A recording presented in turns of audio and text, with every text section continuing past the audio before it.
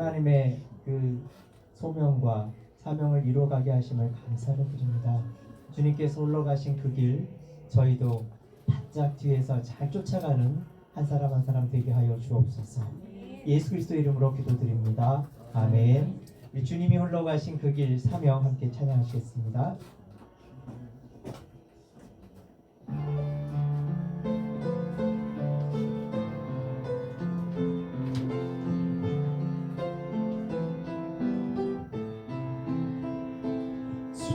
주님이 홀로 가신 그 길 나도 따라가오. 모든 물과 피를 흘리신 그 길을 나도 가오. 험한 산도 나는 괜찮소. 바다 끝이라도 나는 괜찮소. 죽어가는 저들을 위해 나를 버리게 바라오. 아버지 나를 보내주오. 나는 달려가겠소. 목숨도 아끼지 않겠소. 나를 보내주오. 주님이 홀로 가신 그 길 나도 따라가오. 모든 물과 피를 흘리신 그 길을 나도 가오. 험한 산도 나는 괜찮소. 바다 끝이라도 나는 괜찮소.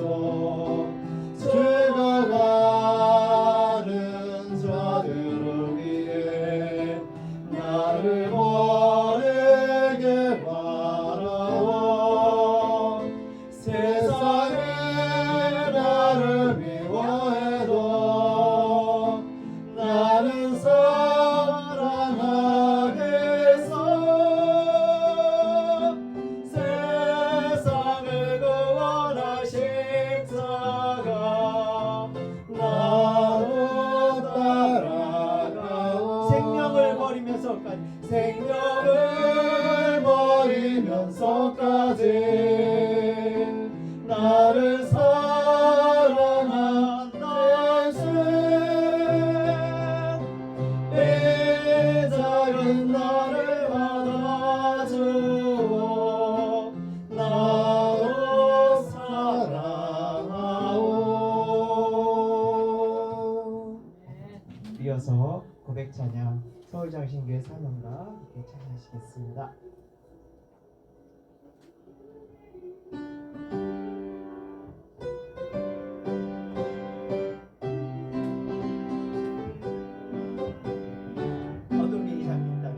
어둠이 잠긴 땅에 복음의 빛 밝히려 예수님 부름 받아 사랑으로 모였다.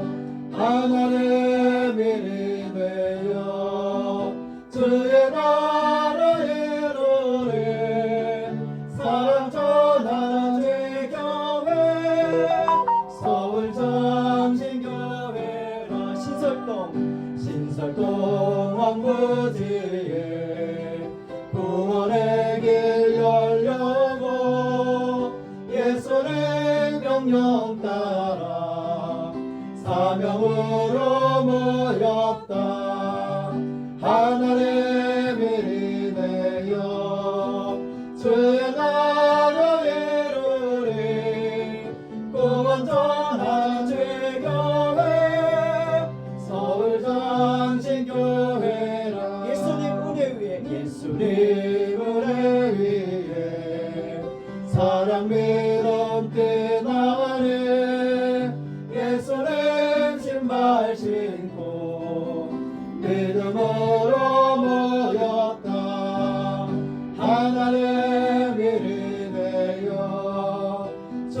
나라 이르리 예수 전하는 죄교회 서울 장신교회 예수는 그리스도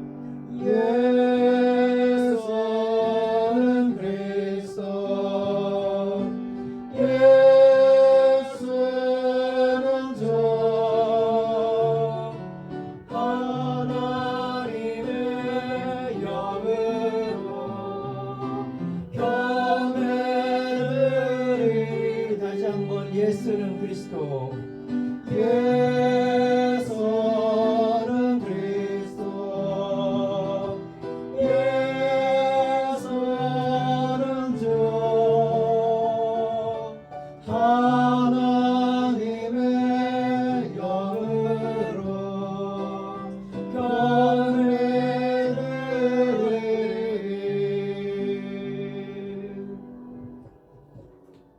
예수님을 생각하면서 예배로 나아가겠습니다.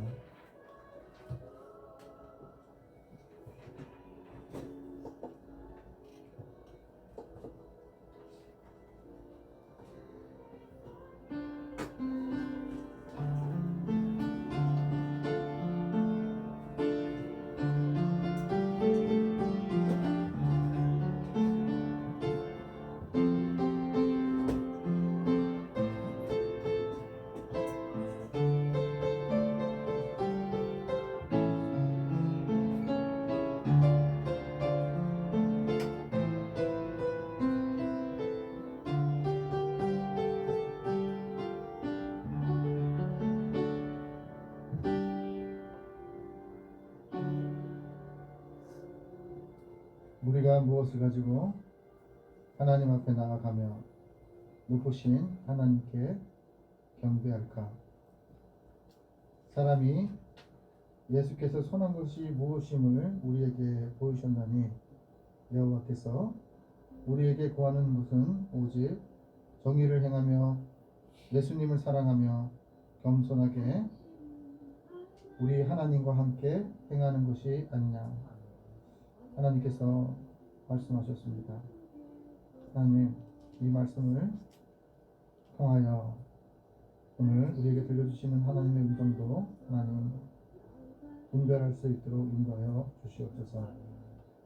사랑과 은혜가 충만하고 하나님의 복을 주시기 위해서 만세전부터 거룩하게 구별하신 주일 아침에 저희를 소명으로 불러주셔서 찬양과 경배를 드리게 하오니 감사를 드립니다.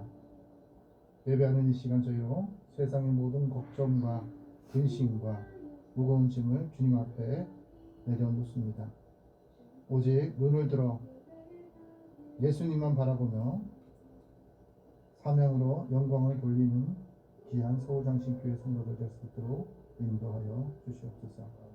입을 열어 높으신 하나님을 찬미하고 손을 들어 거룩하신 하나님을 오직 하나님만 영광을 드릴 수 있는 저희가 되게 하여 주옵소서.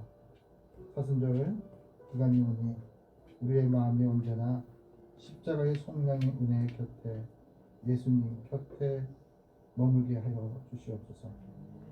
예수님의 고난에 더욱 가까이 다가서게 하시고 하나님 고난받는 자들을 기억하는 저희가 되게 하여 주시옵소서.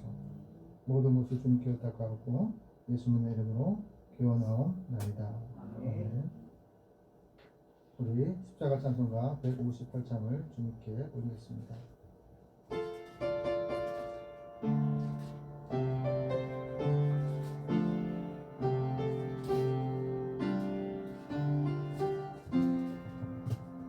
서쪽 하늘 붉은 너울 언덕 위에 비치는가 연약하신 두 어깨에 십자가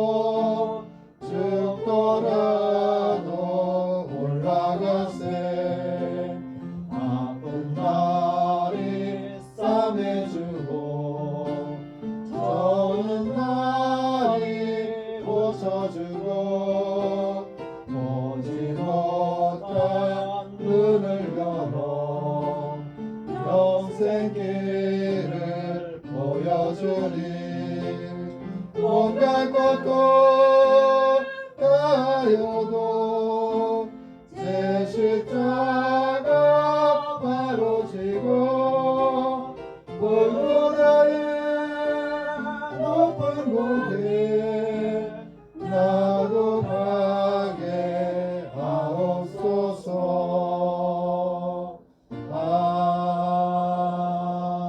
아멘.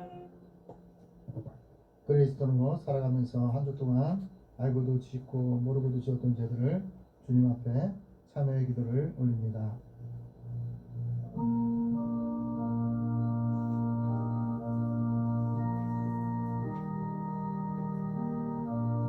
십자가의 속량의 은혜와 예수님의 십자가의 사랑하심을 기억합니다. 그리스도로 살아내지 못한 우리의 오감과 삶의 자리 속에서 있었던 일들을 주님 앞에 자복하며 회개합니다. 주는 그리스도 살아계신 하나님이십니다. 이 신앙 고백 위에 머리 대신 이 교회가 세워졌음을 하나님 고백합니다. 저희는 하나님의 세우신 교회와 귀한 말씀을 마음에 새기고 새롭게 결단하며 날마다 매주마다 교회 문을 나섰습니다. 하지만 세상에 발을 내딛는 순간부터 하나님과 상관없는 삶을 살을 때가 너무나 많았음을 하나님 고백합니다.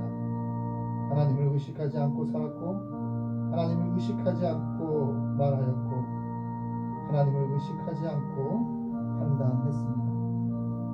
세상과 착하여 지내면서도 죄를 죄로 여기지 못하며 그렇게 육신의 정욕에 맡긴 채로 살았던 시간들이었음을 하나님 고백합니다. 이 시간 성령님의 감동으로 우리의 마음 가운데 가득한 양심의 속상임과 제약들을 주님 앞에 참회할 수 있는 기회를 허락하셔서 그것 또한 하나님 앞에 감사한 것임을 기억하며 하나님 앞에 참회의 기도를 올립니다. 사랑이 있는 척, 듣지 못한 척, 믿음이 있는 척하며 죄를 지었습니다. 나를 향하신 하나님의 뜻이 무엇인지를 잘 알면서도 요나처럼 사명의 길과 반대로 살았음을 하나님 고백합니다. 이 시간 하나님 예수님 앞에 이 모든 죄를 회개하오니 주님 용서하여 주시옵소서. 이제 우리는 조항에 맞추어 하나님과 나만이 아는 죄를 계속해서 하나님 앞에 고백하겠습니다. 하나님 아버지, 살아내지 못한 채 모든 것을 살아본 것처럼 우리의 입술로 이웃의 아픔을 주면서도 죄인지를 모른 채 살아왔음을 고백합니다. 예수님이 기준이 아닌 것들로 살아왔음을 하나님 고백합니다. 말씀이 기준이 아닌 것들로 하나님 우리를 길들여 왔음을 하나님 고백합니다. 그리스도인이 그리스도인답게 목사가 목사답게 못한 연약한 모습들을 주님 용서하여 주옵시고 새롭게 회복되어질 수 있도록 인도하여 주시옵소서. 성령의 기름 부으심과 충만하심을 통해 주의 종이 종다워지는 역사가 있게 하여 주시옵소서. 하나님께서 말씀하십니다. 예수님이 빛 가운데 계신 것 같이 우리도 빛 가운데 행하며 우리가 서로 사귐이 있고 그 아들 예수의 피가 우리의 모든 죄에서 깨끗게 하실 것이라. 요한일서 1장 7절의 말씀을 통해서 하나님께서 말씀하셨습니다. 말씀에 의지하여 성부와 성자와 성령의 이름으로 하나님 앞에 참 회개하는 자에게 하나님께서 용서하여 주시기를 원하십니다. 이제 우리의 신앙을 사도신경으로 하나님 앞에 고백하겠습니다. 나는 전능하신 아버지 하나님 천지의 창조주를 믿습니다.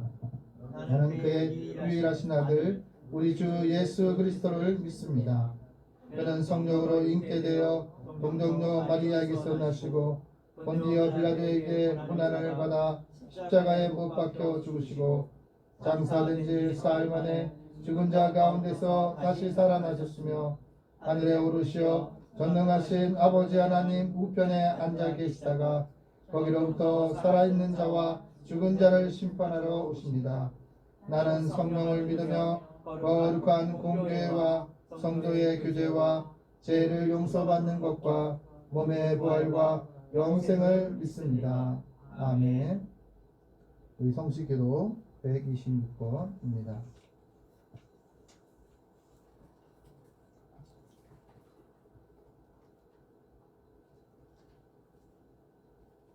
성식기도 126번.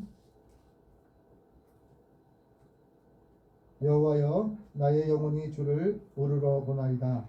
나의 하나님이여, 내가 주께 의지하였사오니 나를 부끄럽지 않게 하시고 나의 원수들이 나를 이겨 대가를 부르지 못하게 하소서. 수치를 당하는 자들은 수치를 당하지 아니하려니와 까닭 없이 속이는 자들은 수치를 당하리이다. 여호와여, 주의 도를 내게 보이시고 주의 길을 내게 가르치소서. 주의 제대로 나를 지도하시고 교훈하소서. 주는 내 구원의 하나님이시니 내가 종일 주를 기다리나이다. 여호와여, 주의 긍휼하심과 인자하심이 영원부터 있었사오니 주여 이것들을 기억하옵소서. 여호와여, 내 젊은 시절의 죄와 허물을 기억하지 마시고 주의 인자하심을 따라 주께서 나를 기억하시되 주의 선하심으로 하옵소서. 여호와는 선하시고 정직하시니 그러므로 그의 도로 죄인들을 교훈하시로다. 온유한 자를 정의로 지도하심이요 언유한 자에게 그의 도를 가르치시리로다. 여호와의 모든 길은 그의 언약과 증거를 지키는 자에게 인자와 진리로다. 아멘. 부활 찬송가 399장을 하나님께 올리겠습니다.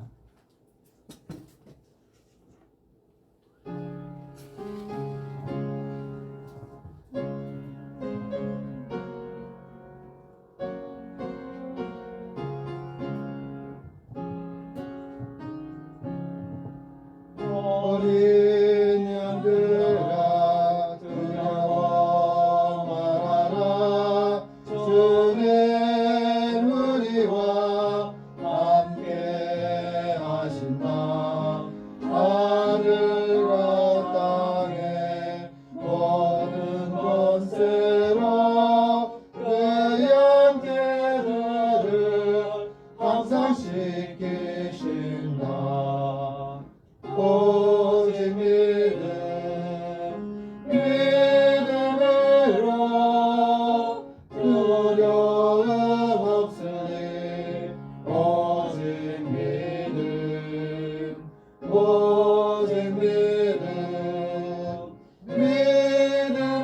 믿음으로 두려움 없으니 오직 어린 양들아 두려워 말아라. 주가 내 길 인도하신다. 나라의 선물 알게 하신 주 의동산에서 피땀 흘리셨네. 오직 예수로 두려움 없으리. 오직 예수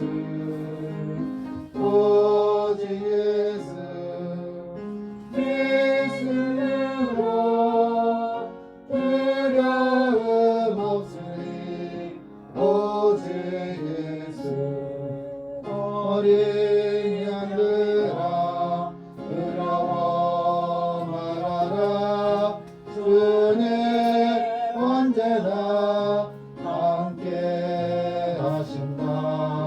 고난과 역경 환난 중에도 능력의 주님 너를 지키신다. 오직 예수 이름으로 두려움 없으리. 오직 예수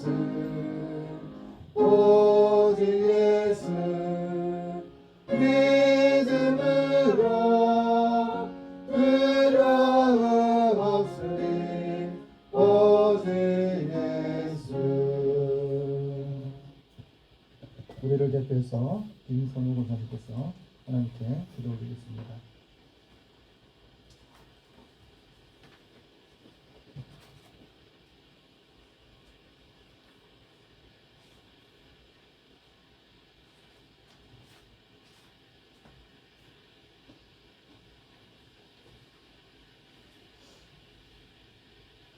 온 천지 만물을 말씀으로 창조하시고 그 귀하신 뜻에 따라 섭리하시는 살아계신 하나님 아버지, 주님의 거룩함과 존귀하신 손길로 인하여 마음 백성이 주님 앞에 경배와 감사를 드리며 주님을 찬양합니다. 죄로 말미암아 절망과 비참 속에서 몸부림치며 멸망을 받아야 했던 저희를 크신 은총과 사랑으로 구원하여 주시고 하나님의 백성으로 삼아주셔서 기쁨과 환희의 삶을 살도록 인도해 주신 주님의 귀한 은혜를 이 시간 진심으로 감사를 드립니다. 주여, 이 불쌍한 죄인들을 긍휼히 여겨 주시옵소서. 귀가 있어서 듣긴 듣되 정말 들어야 할 주님의 권면을 듣지 못하고 눈이 있어 보긴 보되 헛된 것에 사로잡힐 뿐 주님의 영광의 보좌를 보지 못하는 저희의 무능함과 부족함을 용서하여 주시고 이 시간 저희의 심령을 새롭게 변화시켜 주셔서 당신의 복음의 진리를 확실히 깨닫고 신뢰하게 하여 주옵소서. 다시는 주님과 죄악 사이에서 머뭇거리지 말고 뜨겁게 주님을 사랑하며 살아가게 하옵소서. 사순절 기간입니다. 고맙습니다, 하나님. 더욱더 주님과 동행하는 시간이 되게 하시고 주님을 더 뜨겁게 사랑하고 주님의 마음을 알아가는 거룩한 사순절 되게 하시고 그 뜻을 알아가며 철저히 순종하는 시간들 되게 하여 도와주시옵소서. 나라와 민족을 지켜주시고 전쟁이 그치게 하시고 주님의 뜻을 실천하는 나라가 되게 하여 주시옵소서. 사랑하는 환우들을 기억하시고 위로하시고 평안으로 인도하며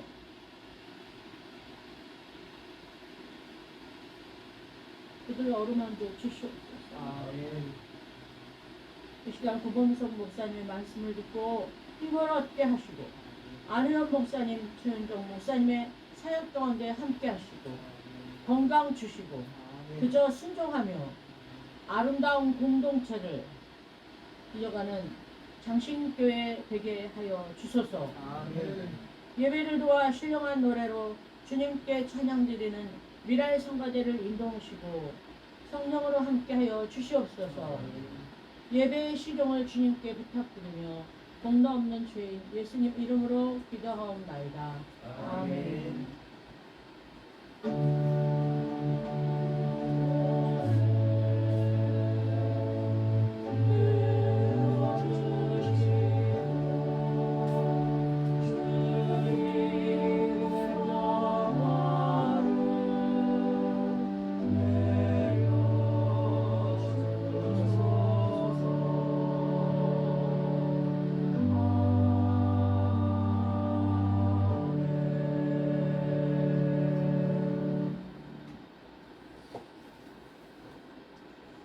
하나님의 말씀은 시편 90편 14절에서 17절까지 말씀입니다.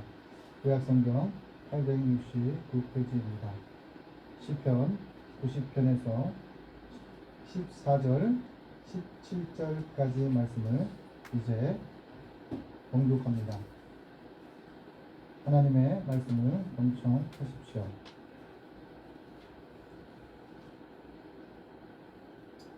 아침에 주의 인자하심이 우리를 만족하게 하사 우리를 일생 동안 즐겁고 기쁘게 하소서.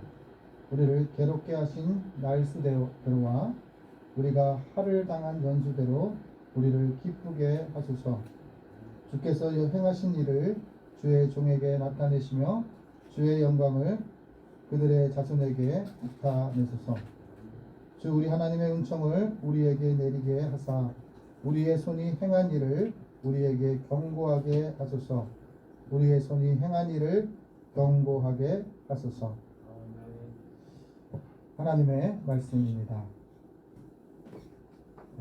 미랄 찬양대에서 저 멀리 푸른 언덕에라는 제목으로 하나님 앞에 찬양을 올리겠습니다.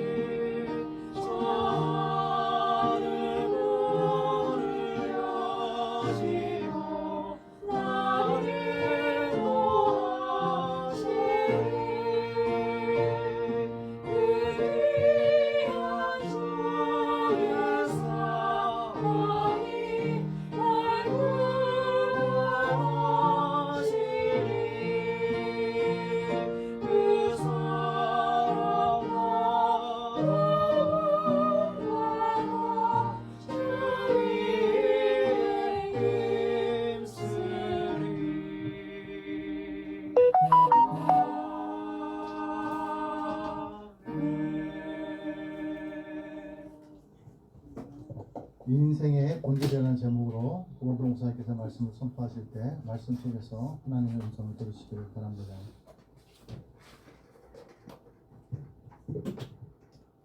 기도하고 하나님 말씀 듣도록 하겠습니다. 하나님 감사합니다. 은혜 가운데 주의로 허락해 주시고 또 예배당으로 올라와 하나님께 예배드리게 하십니다. 아버지, 이 시간 인생의 본질에 대해서 깨닫게 하여 주시고 그 가운데 사랑을 베푸시고 은혜를 베푸시는 하나님의 그 넓은 사랑을 다시 한번 체험하게 하여 주시옵소서. 감사드립니다. 이 모든 말씀 예수님 이름으로 기도합니다. 아멘. 예, 사순절 두 번째 주간입니다. 한 주간 평안히 잘 지내셨죠? 예, 주중에 눈이 많이 와서 저는 이게 어디 나갈 일이 있었는데 예, 주차장에서 차들이 그 아침에 눈이 많이 나와가지고 주차장이 얼어가지고 못 나가는 거예요. 예, 그래가지고 저도 꼼짝없이 갇혀서 그 좀 당황했던 기억이 있습니다. 그 뭐 작은 해프닝이지만 우리가 그만큼 우리가 살아가고 있는 환경을 내 뜻대로 할 수 없는 부족한 존재라는 걸 다시 한번 깨닫는 한 주간이었던 것 같습니다. 누구나 다 살면서 평안하고 행복할 때는 별 고민이 없지만 내 능력으로 되지 않는 또 어려운 상황을 맞닥뜨리게 되면 고민하게 되고 또 한계를 절감하게 되는데요. 그러나 때로 우리 삶이 힘들어서 한계 속에서 낙심할지라도 하나님께서 우리를 사랑하시고 우리를 붙드신다라는 것을 늘 기억할 수 있다면 이 험한 세상 가운데서도 굳세게 싸워낼 수 있을 줄 믿습니다. 그럴 수 있는 저와 우리 모든 성도님들 되시기를 간절히 축복합니다. 혹시 옛날에 옛날에 왕년의 말이야, 아니면 내가 10년만 젊었어도 이런 얘기를 하시거나 혹시 또 주변에 사시는 걸 들으신 적 있으세요? 예, 그런 말씀을 많이 하시는 분들의 공통점이 있다라고 합니다. 그거는 지금이 살기 힘든 분들이라는 거예요. 내 인생에 있어서 가장 빛날 때가, 가장 무언가를 해볼 수 있는 것 같은 가능성을 느끼는 때가 지금이 아니라 나의 과거다. 이거를 누가 제일 잘 알겠어요? 나 자신이 제일 잘 아는 거죠. 하나님께서 나를 제일 잘 아시겠지만 하나님을 제외한다면 자기 자신이 그래도 자기에 대해서 제일 잘 알 거잖아요. 그리고 그런 어떤 그 나의 전성기가 지나갔다라는 그 어떤 느낌 속에서 때로는 슬퍼하고 또 그래서 이 현실 가운데서 내가 어찌하지 못하는 거에 화가 나면서 왕년에 말이야 내가 10년만 젊었어도 이런 얘기들을 하게 됩니다. 그리고 그런 분들일수록 또 옛날의 노래, 옛날 감명 깊게 봤던 영화, 책 이런 것들을 다시 찾아보게 되는 경향이 있다라고 해요. 지금 세상이 빨리빨리 변하고 있잖아요. 얼마나 볼 것도 많고 또 공부할 것도 많습니까? 그런데 그런 거를 되돌아보기보다는 실제적으로 무언가 새로운 걸 배우고 느끼는 거가 목적이 아니라 과거의 그 추억을 다시 한번 되새기기 위해서 옛날에 봤던 영화나 뭐 책이나 아니면 뭐 노래 같은 것들 그렇게 다시 되돌아보게 된다라고 해요. 그리고 이게 어떤 개인의 문제가 아니라 이제는 시대의 문제가 되기도 했습니다. 뭐 조금 지나긴 했지만 응답하라 시리즈 기억하실지 모르겠어요. 그게 엄청나게 선풍적인 인기를 끌었거든요. 근데 제일 큰 이유는 배우들이 뭐 훌륭하고 뭐 이렇게 시나리오가 좋고 여러 가지 그 드라마 자체의 장점도 있겠지만 그 시대를 살아갔던 여러 사람들이 그 시대를 그리워하고 추억했기 때문이다라고 해요. 또 영화 중에서도 국제시장이라는 영화가 있었는데 보셨죠, 우리 권사님들? 그 영화도 그 시절 어려웠던 시절이지만 또 그 시절에 내가 조금만 노력하면 무언가 더 도와지는 어떤 그런 인생의 황금기를 경험했던 분들이 이 현실보다는 그때가 그립다라는 마음으로 영화관에 찾아가셨기 때문에 1000만이 넘는 그런 영화가 됐다라고 합니다. 언제나 지금보다 옛날이 좋았다라고 생각하는 분들이 있었고 언제나 그런 분들을 위해서 옛날의 향수를 자극하는 이런 뭐 드라마나 책이나 뭐 음악이나 이런 것들이 있어 왔어요. 근데 그 어느 시대보다도 지금 우리가 살아가고 있는 이 2024년이 그러한 흐름이 강하다라고 얘기를 해요. 그러다 보니까 유튜브만 봐도 20년, 30년 전 노래들이 흘러나옵니다. 그리고 옛날 드라마들을 편집해가지고 올려놓는 영상들이 많이 나와요. 그리고 심지어 게임을 해도 처음으로 오락실 가서 게임하던 세대가 지금 한 50살 정도 된 세대거든요. 근데 옛날 기억이 있잖아요.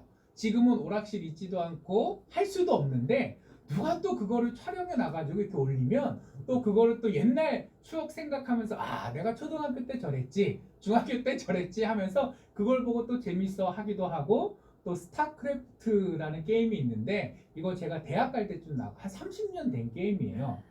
그런데 아직도 대회가 있고 이제는 민속놀이라는 이름이 붙어서 우리 권사님들 장로님들께서는 이해가 안 되시겠지만 제 나이 또래는 40, 50 먹은 아저씨들이 명절마다 이렇게 모여가지고 대학 때 추억을 되새기면서 그 게임을 지금도 하기도 합니다. 자, 이게 어떻게 생각하면 그만큼 즐길 거리가 많아진 좋은 거기도 해요. 옛날에는 뭘 녹화할 수도 없었고 뭔가를 자료를 남겨놓을 수도 없었을 거니까 우리 어르신들이 살던 시절의 아름다운 기억들은 기껏해야 내 머릿속 아니면 사진 몇 장 남아있을 거예요. 하지만 영상 기술이 발달되면서부터 이제 요즘 저희 아이 같은 경우에는 어릴 때 엄마 아빠가 날 사랑하지 않았다 이딴 소리를 할 수가 없습니다. 증거 자료가 다 남아있어요. 사진이고 영상이고 쫙 쌓여 있잖아요. 자, 그러다 보니까 사람이 살아가는 어떤 그 살아가는 방식 자체가 변했다고 해요. 지금보다 미래보다 과거를 그리워하기 쉬워진 사회. 그리고 현실이 어렵기 때문에 과거를 그리워하는 사람들이 많아지는 사회.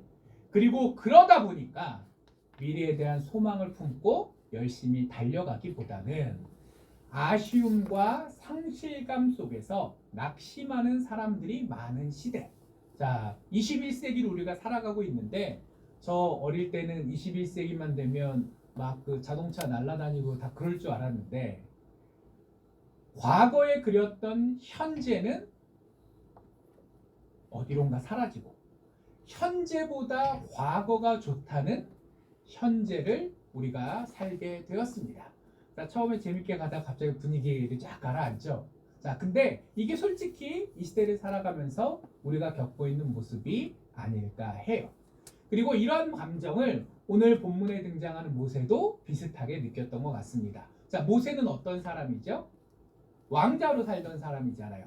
그러다가 40년 동안은 도망자요, 양치기, 광야에서 힘들게 살았던, 뭐가 제일 힘들었을까요? 처가살이가 제일 힘들었을 거예요.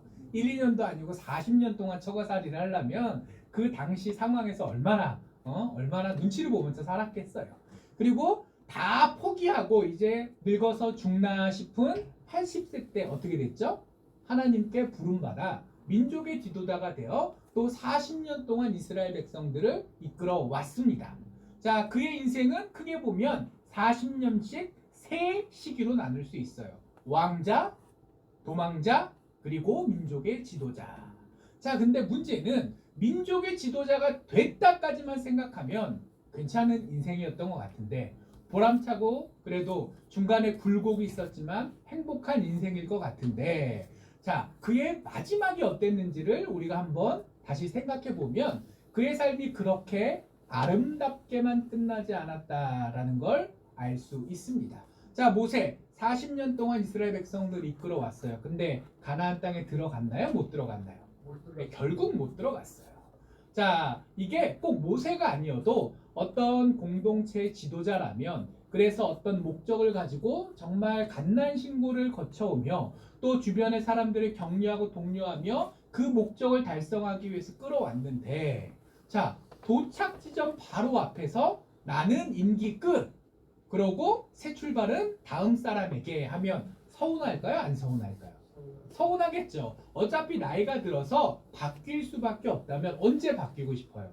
일단 들어가서 첫 발 딱 딛고 이제 나는 할 일을 다 했으니 후대가 알아서 하시오. 이래야 또 폼도 나고 보람도 있을 텐데 모세는 안타깝게도 하나님께 그런 기회를 허락받지 못했어요. 중간에 모세가 얼마나 잘했냐 잘못했냐는 일단 내려놓고 결론적으로 보면 모세의 마지막은 가나안 땅을 눈앞에 두고 그 느보산에서 하나님 곁으로 떠나야 하는 어떻게 생각하면 아쉬운 결말을 맞는 사람이었습니다. 그러니까 그리고 그 직전의 삶은 어땠나요? 모세가 민족의 지도자로 있을 때 모세가 대접받으면서 호의호식하면서 떵떵거리고 살았나요? 가만히 살펴보면 그러진 않았던 것 같습니다. 일단 모세가 지도자로 살았던 40년 어디에서 살고 있었죠? 사막에서 살고 있었잖아요. 사막에서 살고 있었기 때문에 아무리 지도자라 존경은 받고 인정은 받을 수 있을지언정 잘 먹고 잘 살기는 애초에 힘든 환경이었을 거예요. 그리고 이스라엘 백성들이 모세를 어느 정도 인정은 했다지만 그렇다고 모세를 전폭적으로 신뢰하면서 따랐나요? 그러진 않았던 것 같습니다. 반란도 몇 번이고 났고 그리고 모세 그리고 더 나아가서는 모세를 세워주신 하나님을 원망하고 또 항명하는 일도 자주 벌어졌잖아요. 모세가 그 지도자 생활하면서 얼마나 스트레스를 받았겠어요. 그리고 1년 만에 가나안 땅 들어갈 수 있었는데 이 백성들이 무지하고 불순종해서 결국은 40년을 뺑뺑이 돌았잖아요. 자, 생각해 보세요. 80에 시작했습니다. 너 3년만 고생해라. 그래, 내 인생의 마무리를 정말 민족을 위해서 하나님을 위해서 마지막을 불태우리라. 3년, 2년 정도는 그럴 수 있는데 야, 너 1년 했는데 너 이거 갖고 안 되겠어. 39년 더 뺑뺑이 돌아야 돼. 하면은 기분이 어떠실 것 같으세요? 모세가 죽을 때까지도 눈이 잘 보이고 정정했다라는 성경의 기록이 있지만 그래도 연세가 100세가 훌쩍 넘은 그 세월 가운데 그 뜨거운 태양 속에서 광야에서 이 민족의 장래를 쥐고 있는 지도자 입장에서 마음고생까지 하면서 얼마나 고생이 많았겠습니까? 그리고 그 고생하는 모세가 이 백성들을 바라보면서 사실 안타깝고 좀 더 나아가서는 원망하는 마음은 왜 없었겠습니까? 그리고 그 백성들을 바라보면서 또 그 백성들을 어찌할 수 없는 자기를 바라보면서 인간이란 이거밖에 안 되는 건가? 라는 그런 식의 어떤 회한, 안타까운 서글픔을 사실 절절히 느꼈을 것 같아요. 그래서 오늘 시편 90편을 보면 우리가 오늘 함께 읽은 14절 앞부분 1절부터 13절까지를 쭉 보면 음울하고 부정적이고 답답한 이야기들도 사실 많이 나옵니다. 이스라엘 백성들이 하나님께 얼마나 혼이 났는지, 그래서 이스라엘 백성들이 얼마나 고생을 했는지 이런 이야기도 사실 길게 나와요. 처음에 6절까지는 하나님께서 어떤 분이신지를 주로 얘기하지만 7절부터는 인간이 이거밖에 안 됩니다. 그래서 우리가 이렇게 고생했습니다. 지금 이 광야에서 하나님의 백성으로 미래를 향해 힘차게 나아가고 있는 것 같지만 그러나 우리는 이 모양 이 꼴입니다 라는 얘기가 담겨 있어요. 그리고 그랬기 때문에 누군가는 차라리 애굽의 노예 때가 더 좋았다, 그냥 돌아갈까 라고 생각하기도 했고, 실제로 돌아가자고 모세를 겁박하기까지 생각을 넘어 행동으로 옮긴 사람들도 있었고, 그리고 또 어떤 사람들은 모세 때문에 민족의 운명이 결단났다면서 모세에게 정말 할 소리 못할 소리를 다 하는 경우까지도 있었어요. 왜? 사막이라는 환경 속에서 모세조차도 편안하지 않고 모두가 다 고생하는 그 상황 속에서 미래를 향해 나아가기보다는 차라리 과거가 좋았구나 라고 생각하는 사람들이 많았기 때문입니다. 자, 그랬기 때문에 모세도 그렇고 이 이스라엘 백성도 그렇고 무거운 마음을 가지고 있었을 거예요. 그러나 하나님께서는 모세가 이 시편 90편 말씀을 하나님께 고백하면서, 그리고 하나님께서 이것을 성경의 한 부분으로 우리에게 알려주시면서, 자, 너희의 인생에 고난이 가득한가? 그럴 수 있다. 너희의 인생에 희망이 별로 보이지 않는가? 그럴 수 있다. 그러나 진정한 인생의 본질은 그런 암울하고 무의미한 것이 아니라 그 고난과 어려움 가운데서도 하나님께서 주신 인생의 의미라는 것이 있고, 그렇기 때문에 우리는 인생의 본질을 제대로 깨닫고 하나님과 동행하는 삶을 살고자 노력해야 한다라고 말씀해 주셨어요. 그리고 그랬기 때문에 모세가 그 시편 90편 중간 부분에는 우리는 왜 이 모양 이 꼴입니까? 라고 이렇게 자조적이고 한탄하는 그런 이야기들을 성경의 한 부분으로 기록해 놓았지만, 그러나 13절부터는 분위기가 바뀌게 됩니다. 자, 어떻게 되냐면 13절을 보면 오늘 14절부터 읽었지만 말미에 보니 주의 종들을 불쌍히 여기소서로 시작을 해요. 자, 이 얘기가 뭐냐면 하나님께서는 이런 분이십니다. 자, 성경에서 하나님이 어떤 분이신지에 대해서 많이 말씀하시잖아요. 자, 그리고 두 번째 부분에는 근데 인간은, 우리는 이거밖에 안 됩니다에 대해서 이야기합니다. 그리고 13절부터는 그런데 그런 인간들을 하나님께서 내버려 두지 않으시고 하나님께서 붙드시고 이끌어 가시는 분이시니 우리를 향해서 하나님께서 사랑과 일정한 뜻을 갖고 계시니 그걸 믿고 이제 하나님께 탄원, 부탁드리겠습니다. 간구하겠습니다. 기도하겠습니다. 그러니 들으시고 응답하여 주시옵소서. 그 어려운 상황, 또 과거가 좋았지라고 되돌아볼 수 없는 그 상황에서도 머물거나 되돌아가려 하지 않고 지금까지 나의 삶을 이끌어 오신 하나님을 인정하면서 그 하나님께서 나를 계속 붙들어 가실 것임을 소망하면서 이제 하나님 앞에 나와 기도드리는 그런 모습까지 보여줄 수 있게 되었다는 거죠. 주여 주의 종들을 불쌍히 여기소서. 어떻게 생각하면 성경 보다 보면은 많이 나오는 어떤 그런 느낌의 구절이잖아요. 그러나 이 앞뒤 본문들과 모세가 살아왔던 이 환경들을 생각해 보면 그러면 이것이 모세가 낙심의 자리로부터 하나님께 소망을 품고 나아가는 어떤 거대한 전환이 기록되어 있는 그 구절임을 우리가 알 수 있을 거예요. 자, 그래서 아무튼 13절에 아이고 우리는 왜 이 모양 이 꼴일까요? 왜 저는 이거밖에 안 될까요? 하다가 그렇지만 하나님께 기도하니 하나님께 간구하니 하나님 이렇게 해주세요 라는 이야기로 내용이 바뀌게 됩니다. 그래서 14절 보니까 이렇게 돼 있어요. 자, 우리를 만족하게 하시고 기쁘게 해 주십시오. 자, 하나님께 그렇게 기도 드리고 있는 거예요. 자, 그리고 이 이야기가 어떤 이야기인가? 상관없는 사람의 사정을 돌아보나요? 아니죠. 상관없는 사람들을 도와주나요? 선의를 갖고 계신 분들은 얼굴 한번 본 적 없는 아프리카의 어려운 난민들, 그 다음에 기아 상황에 있는 아이들을 위해서 여러 그 봉사단체들이나 구호단체들을 통해서 이렇게 기부도 하시고 직접 가셔서 봉사도 하시고 나랑 관계가 없는 사람을 위해서도 애쓰시는 분들이 없는 게 아니지만 사실 그분들이 정말 아무 상관없는 사람이라고 생각해서 그러시는 건 아니에요. 자, 그분들은 저 사람도 사람, 나도 사람.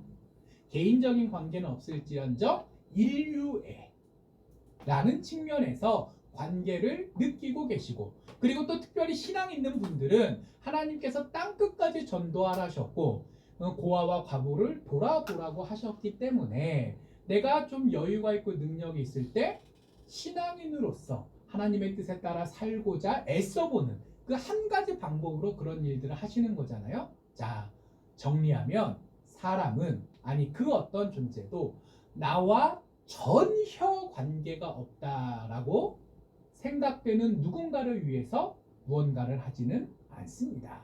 자, 그러니까 하나님께서 나를 만족하게 하시고 기쁘시게 해 주십시오라는 얘기를 1차적으로 생각해 보면 그랬으면 좋겠다라는 인간의 바람이지만 한 단계 더 깊게 들어가서 생각해 보면 하나님과 우리가 관계가 있다는 거예요, 없다는 거예요. 내가 이렇게 기도하고 하나님 도와주세요 라고 하면 하나님께서 그걸 들으시고 응답하실 거라고 내가 최소한 믿고 있다는 그 믿음의 표현입니다. 만족하게 하소서, 기쁘게 하소서. 하나님과 나는 왕과 백성, 주인과 종, 그리고 아버지와 아들의 관계가 있다라는 것부터 모세가 고백하고 있는 거예요. 그리고 조금 더 나아가면 그 상황에서 한 번이 아니라 일생 동안 만족하게 하시고 기쁘게 하시라 라는 당부가 담겨 있어요. 자, 사람의 인생이 긴가요, 짧나요? 길다면 길고 짧다면 짧지만 역사의 흐름에서 봤을 때 한 사람의 인생이라는 거는 짧을 수 있지만 당사자가 느끼는 인생이란 온갖 갓난신고를 겪으면서 정말 마라톤 달리듯이 롤러코스터 타듯이 올라갔다 내려갔다 복잡하기도 하고 길기도 한 거예요. 그런데 그 상황 가운데서 어느 한순간만 즐겁고 행복하다면 그걸로 족하십니까? 아니죠. 그 어떤 노래 가사에는 그런 얘기도 나오더라고요. 단 한 번만 너를 다시 볼 수 있다면 죽어도 상관없어. 그런 식의 가사들이 있지만 그거는 노래고 또 시고 어떤 일종의 문학 작품이니까 그런 거지. 실제 인생에서 내가 바라는 거를 1분만 하면 나머지 평생은 상관없다. 그럴 수 있는 사람은 없을 겁니다.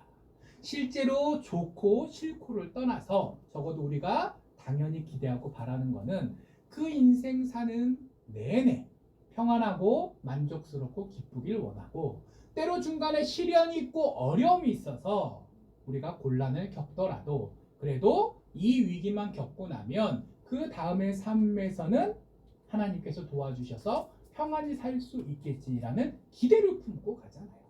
자, 한 번의 도움이 중요한 게 아니라, 물론 한 번의 도움도 감사하지만 내 인생 전체를 이끌어 가실 그런 은혜를 우리가 당연히 구할 수밖에 없을 텐데, 자, 이 얘기는 뭘까요? 자, 한 번 도와주는 거는 요만한 관계로도 해줄 수 있어요.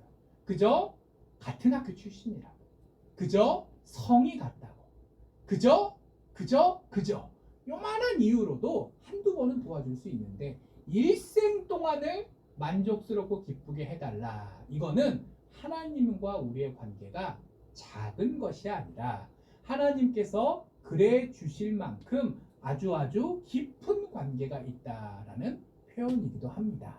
자, 먼저 무슨 이야기부터 하는 거예요? 하나님께서는 저를 사랑하시는 줄 압니다. 자, 그러니 부족하고 심지어는 죄인이기에 잘못 행하기까지 하는 저지만, 또 우리 백성, 우리 인간이지만, 그러나 하나님께서 우리를 사랑하시는 줄 내가 굳게 믿고 있사오니, 그리고 그 사랑이 한량 없으심을 내가 알고 있사오니, 하나님, 나의 일생 동안 내가 만족하고 기쁘게 해주십시오 라고 감히 기도할 수 있었던 거죠. 자, 인생의 본질 첫 번째 무엇입니까? 나는 세상에 홀로 내던져져 있는 존재가 아니라 하나님과 깊은 관계를 맺고 있는 존재다. 오늘 성경을 통해서 하나님께서 우리에게 말씀하십니다. 나는 너와 관계가 있다. 깊은 관계가 있고 너희를 사랑하고, 그래서 너희 삶에 내가 개입하겠다라는 말씀을 이렇게 해주시는 거예요.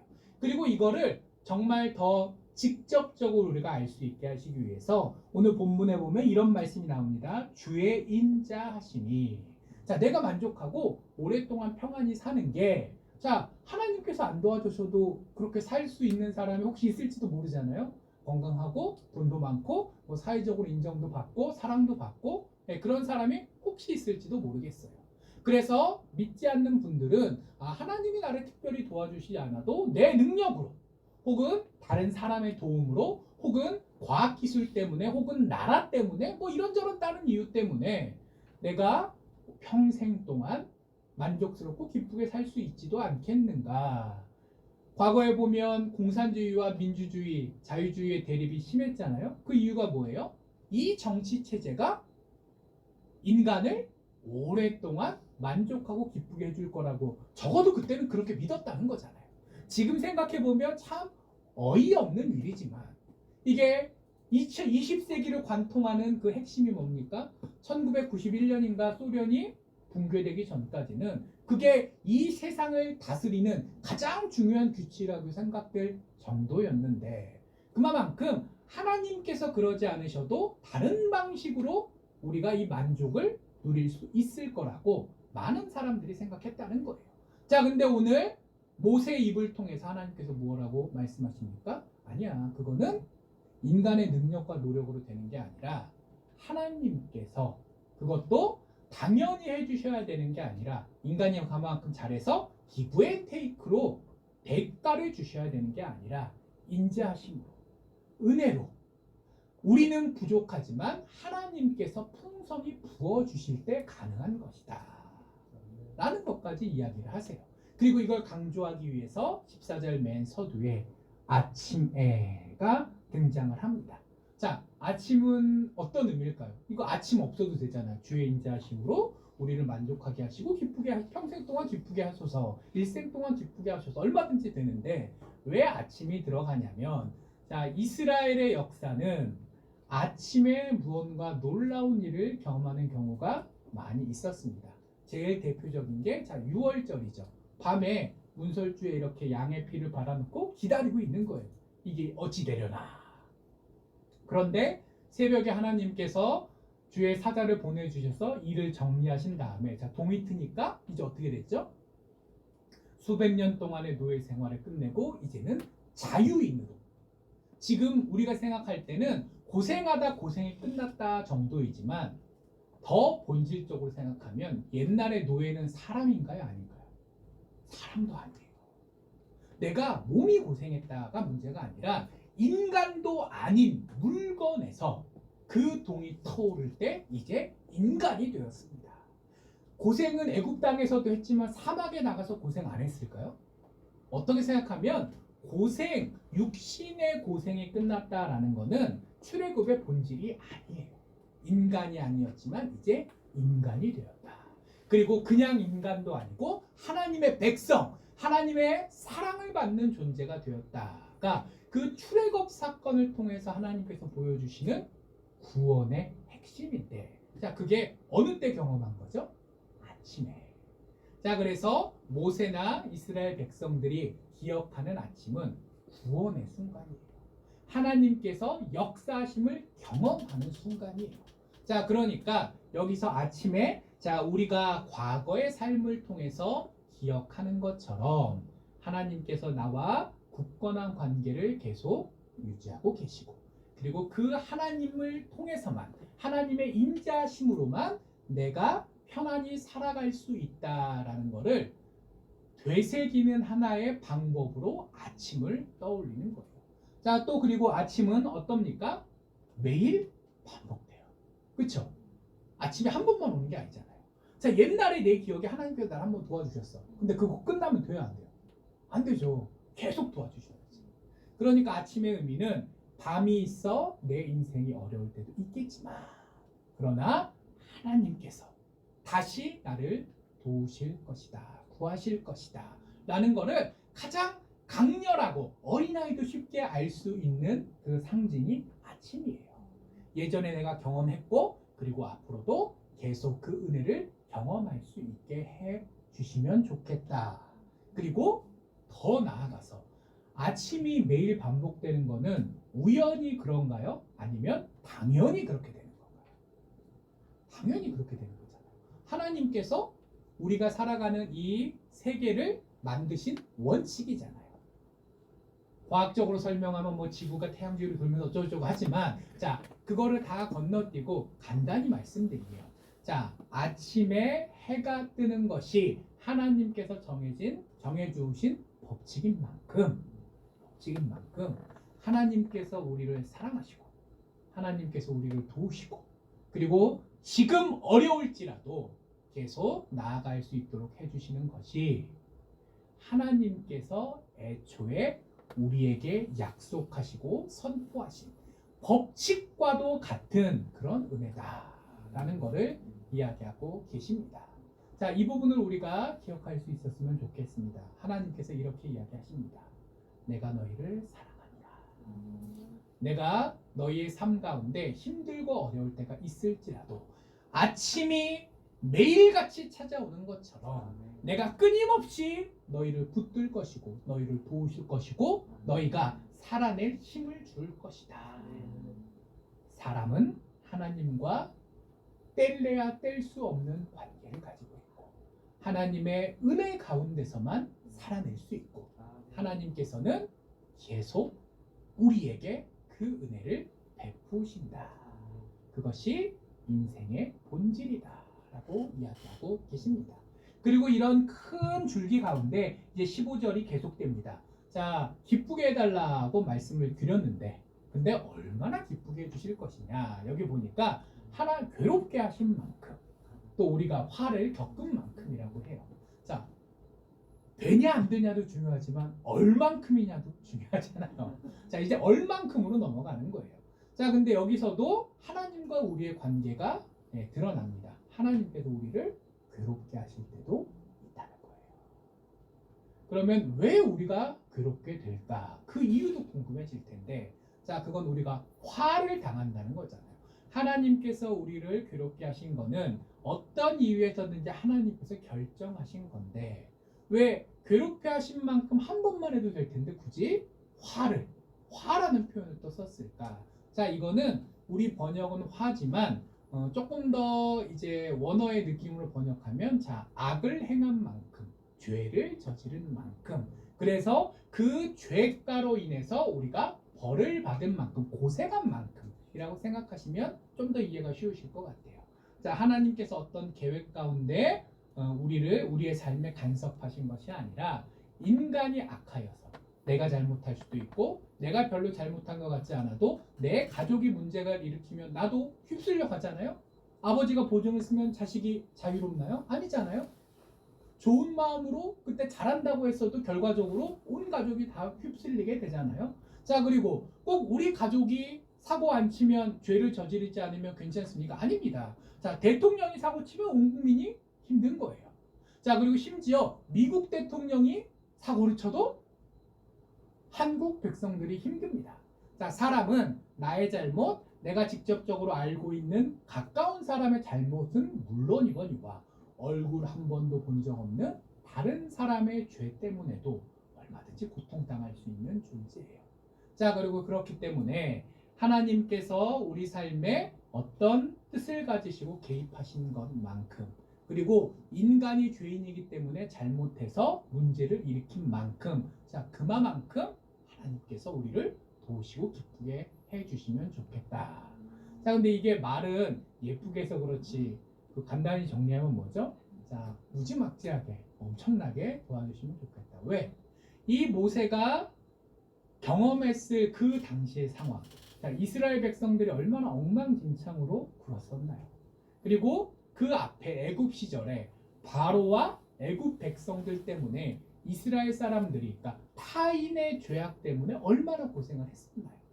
자, 편안하신 분들은 아니 나도 별로 잘못한 거 없고 남도 나한테 별로 잘못한 거 없고 하나님께서 굳이 나를 일부러 고생시키신 것 같지도 않고 뭐 그냥 그러면 요만큼이라고 느끼실지도 혹시 모르겠지만, 자, 모세 입장에서 이만큼이라는 거는 정말 한량없을 만큼일 겁니다. 자, 하나님께서 어떻게 해주실 수 있다고요? 우리 인생에 잠깐만, 조금만 도와주시는 것이 아니라 우리 인생의 어려움의 원인이 되는 그 모든 것을 다 담고도 남을 만큼 하나님께서 우리 삶에 간섭하시고, 그리고 우리가 우리의 죄 때문에 문제가 생긴 것만큼이면 결국은 뭐예요? 인간이 경험하는 모든 고생을 다 덮을 만큼, 숫자로 표현할 수는 없겠지만 우리 인생의 모든 문제를 해결해 주실 만큼 충분히 도와주시기를 그렇게 기도하고 있는 거죠. 그리고 그럴 수 있다는 거죠. 그게 인생의 본질입니다. 자, 그리고 하나님께서 우리 인생 가운데 행하신 일이 있다는 얘기가 15절에 계속됩니다. 그리고 그렇기 때문에 우리가 주의 종이라는 표현이 또 15절에 등장합니다. 자, 그 전부터 계속 강조돼요. 하나님과 우리는 뗄래야 뗄 수 없는 관계다. 근데 이제는 아예 직접적으로 딱 선포하신 거예요. 하나님께서 우리 인생에 행하신 일, 간섭하신 일이 있다는 거예요. 그리고 그 간섭하신 정도가 살짝이 아니라 하나님께서 나의 주인이시고 내가 하나님의 종이다라고 고백할 만큼 그 관계가 끈끈하고, 그리고 그랬기 때문에 하나님께서는, 자, 주인은 뭐 해야 돼요? 종을 혼내기도 하고 일도 시키기도 하지만 다른 말로 하면 다른 측면에 보호해야죠. 책임을 져야 됩니다. 내가 주의 종이라고 고백할 수 있는 것은 하나님께서 나를 책임지시는 나의 주인이시다라는 고백이기도 해요. 그리고 동시에 다 알고 계신 것처럼 종으로서 우리가 하나님의 뜻에 따라 살아갈 책임과 의무도 가지고 있다라는 두 가지 모든 것들을 이야기하죠. 그리고 여기를 더 나아가서 우리 한대, 나 혹은 지금 같이 살아가고 있는 이 당대만이 아니라 자손에게, 이 얘기는 뭐예요? 하나님과 우리의 그 끈끈한 관계가 잠깐의 관계가 아니라 대를 이어서 계속되어져 나갈 정말 밀접하고 끈끈한 관계다라는 걸 다시 한번 말씀합니다. 그리고 그 가운데 우리가 행한 일을 견고케 하소서로 17절이 마무리되는데, 자, 그 가운데서도 우리가 할 수 있는 일이 있다는 거예요, 없다는 거예요? 우리 손으로 행한 일 있다는 거예요. 하나님께서 우리는 무능력하고 죄인이고 아무것도 할 수 없는 그런 존재가 아니라 하나님께서 우리를 무언가 생각하고 시도하고 이룰 수 있는 존재로 만들어 주셨고, 대신에 하나님 없이 우리의 능력과 노력만으로 된다는 거예요, 안 된다는 거예요? 안 된다는 거예요. 우리가 계획하고 노력을 하되 견고하게 하시는 분은, 이루시는 분은 하나님이시다라는 걸로 끝이 납니다. 자, 그래서 여기서 하나님께서 모세를 통해 가르쳐 주시는 인간의 본질은 먼저 하나님과 뗄래야 뗄 수 없는 관계를 가진 존재. 내가 내 나름대로 계획을 세우고 무언가를 해볼 수 있는 가능성을 가진 존재. 그러나 그 가운데서도 하나님과 떨어져서 나의 능력과 나의 노력으로는 내 인생을 책임질 수 없는 한계를 가진 존재. 그래서 언제나 하나님 손을 붙들고 눈앞이 힘들지 어려울지 혹은 기쁘고 행복할지를 떠나 늘 하나님과 함께 동행해야만 하는 존재. 그리고 그럴 때 하나님께서 인자하시고 우리가 부족할지라도 우리가 죄인일지라도 이 시대가 힘들고 어려울지라도 그래서 이스라엘 백성들의 애굽으로 돌아가고 싶었던 것처럼 지금 이 시대가 과거를 추억하며 과거의 노래들, 과거의 드라마들, 과거의 영화들을 기억하고 있는 것처럼 정말 미래에 대한 소망을 잃어갈 수밖에 없는 어려운 상황일지라도 하나님께서 그 모든 것들을 다 덮고 우리의 삶을 만족하고 기쁘게 해주실 수 있는 분이시다. 그리고 그것이 오늘 하루만 주어지는 은혜가 아니라 자자손손 계승되어져 가는 은혜요. 아침이 매일같이 오듯 나의 삶 가운데서도 당연하게 반복될 은혜다. 하나님께서 그렇게 우리에게 약속하셨고 우리를 그런 존재로 창조하셨으니 모세가 느낄 수밖에 없었던 정말 시궁창 같은 인생의 모습 속에서도 나의 본질, 인간의 본질을 바로 깨닫고 그리고 하나님의 인자하심을 믿으며 하나님께 기도하며 나아가라 라고 이렇게 말씀하세요. 사람은 누구나 다 행복하기를 원합니다. 그런데 누구나 다 불행합니다. 어떤 노래에 그런 가사가 있어요. 다들 파란 불을 기다리면서 빨간 불 앞에 서 있지. 횡단보도 건너려면 파란 불 와야 건너가는데 나는 지금 파란 불이고 싶은데 서 있는 이유는 뭐예요? 빨간 불이니까. 그런 노래 가사가 있는데 그러니까 인생이 참 그런 것 같아요. 파란 불을 기다리면서 있지만 현실은 빨간 불 앞에 서 있는. 그러나 그렇게 행복을 바라면서 불행할 수밖에 없는 것이 인간의 한계일지라도 그게 전부가 아닙니다. 하나님께서는 우리를 붙들고 하나님께서는 우리를 이끌어 가십니다. 그리고 눈앞의 상황이 아무리 어려울지라도 그런 인간의 본질을 바로 깨닫고 하나님을 의지하며 나아간다면 과거를 되돌아보기보다는 앞으로 나아갈 수 있는 우리가 될 수 있을 것입니다. 그러한 확고한 믿음과 또 간절한 마음과 또 하나님께서 도우실 것을 기대하는 그 거룩한 마음을 품고 나아가는 우리 모두 될 수 있기를 간절히 축원합니다. 기도하겠습니다. 하나님 감사합니다. 저희들은 힘들고 어려운 상황을 살면서 과거를 그리워하며 되돌아가고 싶을 때도 있습니다. 하지만 하나님께서 우리의 아버지시요 우리의 왕이시기에 우리의 삶을 붙들고자 결단하셨고 그렇기 때문에 하나님과 동행하면서 이 인생의 어려움을 이겨낼 수 있음을 또 말씀하셨습니다. 그 말씀을 들으며 우리가 용기를 낼 수 있기를 소망합니다. 현실에 낙심하지 않고 인생의 본질을 바로 깨닫고 하나님을 굳건히 붙들며 나아갈 수 있는 저희 모두 되도록 하나님 도우시옵소서. 감사드립니다. 이 모든 말씀 예수님 이름으로 기도합니다. 아멘.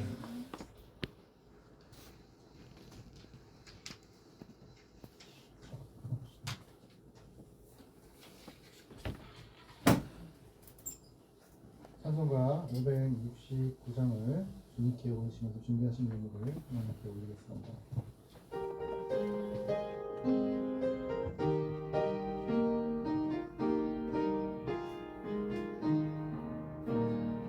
선한 목자 되신 우리 주 항상 인도하시고 푸른풀과 좋은 곳에서 우리 먹여주소서.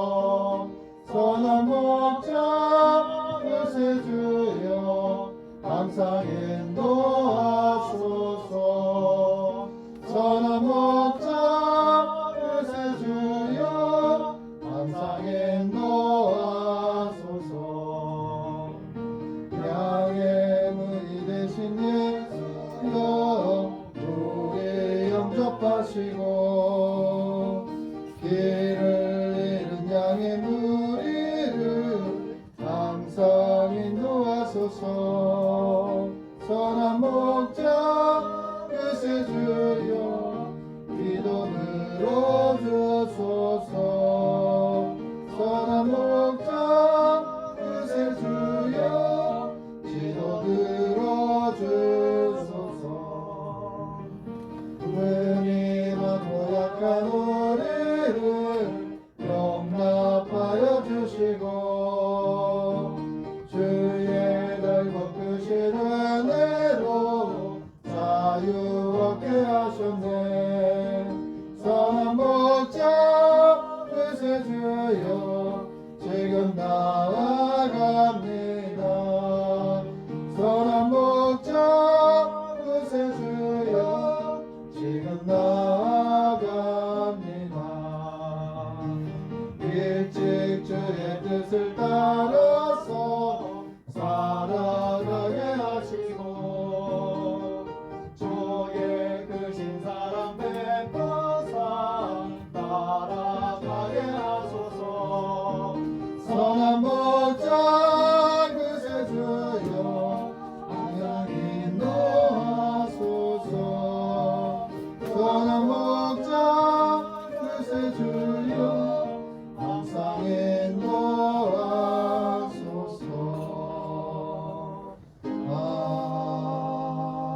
아멘. 기도하겠습니다.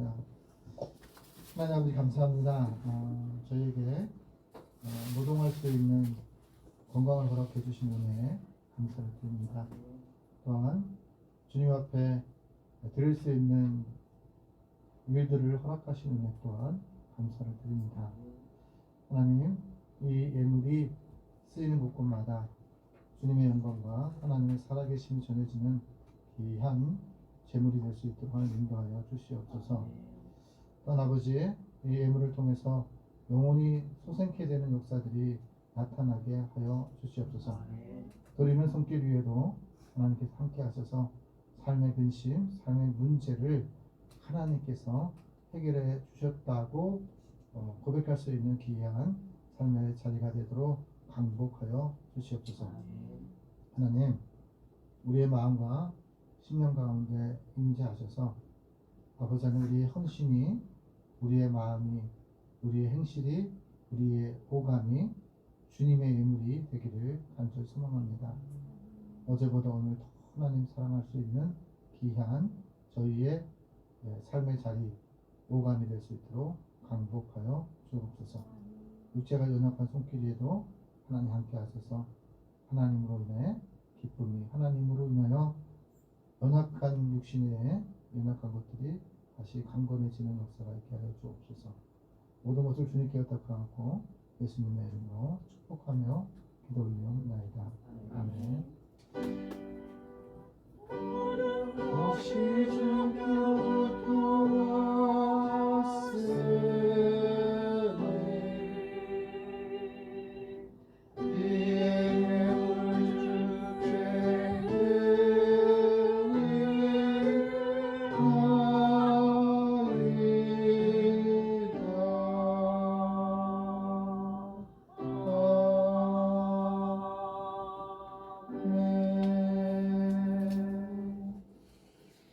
교회 소식을 최윤정 목사님께서 전하겠습니다.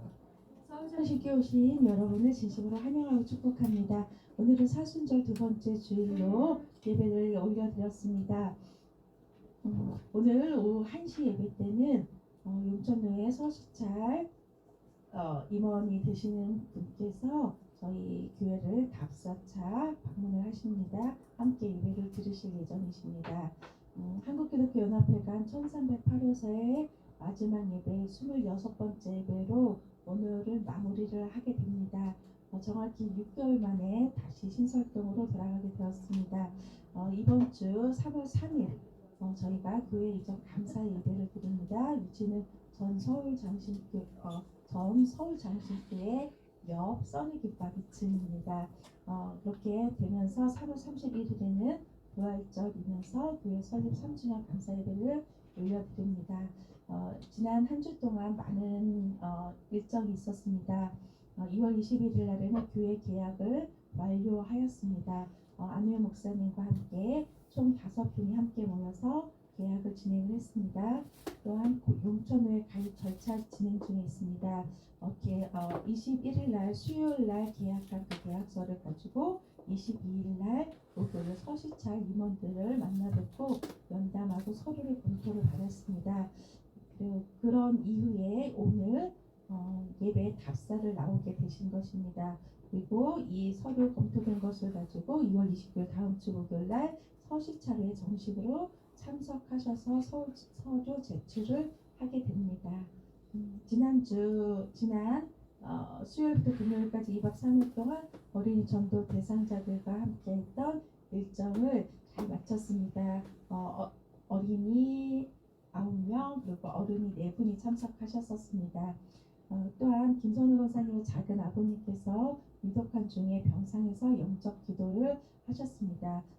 94세시고 조병환 성도님이십니다. 또 조병환 성도님의 아드님이 저희 이전하는 그 교회 그 근처에 주경 화학을 이끌고 계시는데 그분이 저희 전도 대상자입니다. 함께 기도해 주시기 바랍니다.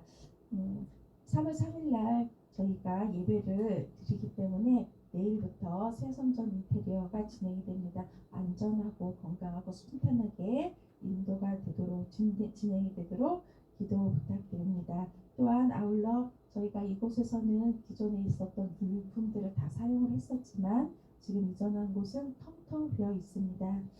교회를 세우는데 마음 모아 기도해 주시길 바라며 섬기고자 하시는 분들은 지금 주보상에 나와 있는 부분들을 살펴보시면서 기도를 해주시길 바랍니다. 예수학교 2기 1차에서 4차가 진행될 예정입니다. 2월 전도 일정 참고해 주시길 바랍니다. 우리 고용숙 장로님께서 지난 2월 20일 날 화요일 날 이제 퇴원을 하셔서 집에서 이제 요양 중이신데 우선은 그러니까 퇴원을 하셨어도 차를 타고 이동하실까지는 한 달 정도는 더 두고 보셔야 되고 허리 디스크 시술된 부분이 잘 아물어야 된다고 합니다.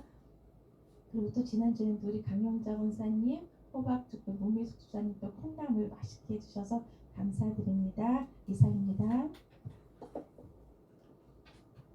네, 끝까지 기도해 주시길 바랍니다. 골대에 들어갈 때까지 기도하는 거예요. 그러니까 하나님께서 응답해 주실 때까지 우리는 기도하고 시작하고 기도하고 또 이제 새로운 곳으로 또 이제 이전합니다. 기도 제목들 주보를 참조해 주시고 함께 동역자로서 또 예배의 동역자, 하나님을 사랑하는 동역자로 같이 동행해 주심을 감사를 드립니다. 이제 찬송가 500장 주님께 올리신 후에 고범성 목사님 나오셔서 축도하심으로 예배를 마치도록 하겠습니다.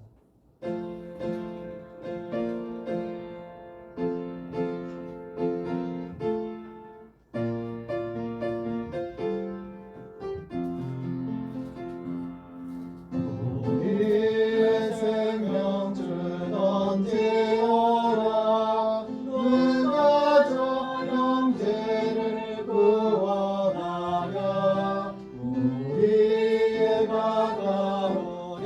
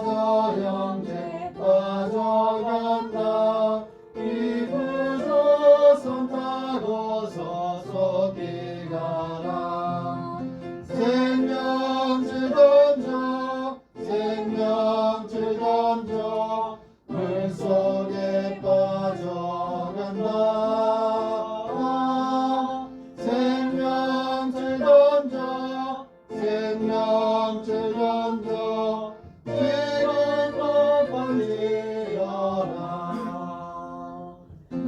어서 생명줄 던지어라 저 형제 지쳐서 얻어린다 시험과 근심에 거센 분과 저 형제를 입술로 몰아간다 생명줄 던져 생명줄 던져 물속에 빠져간다 생명줄 던져 생명줄 던져 지금도 건지어라 위험은 바라고 지나고 건너편 언덕에 이르리니 형제여 너 어찌 지지 않아 또 생명줄 던져서 구원하라 생명줄 던져 생명줄 던져 물속에 빠져간다 생명줄 던져 생명줄 던져 지금도 건지어라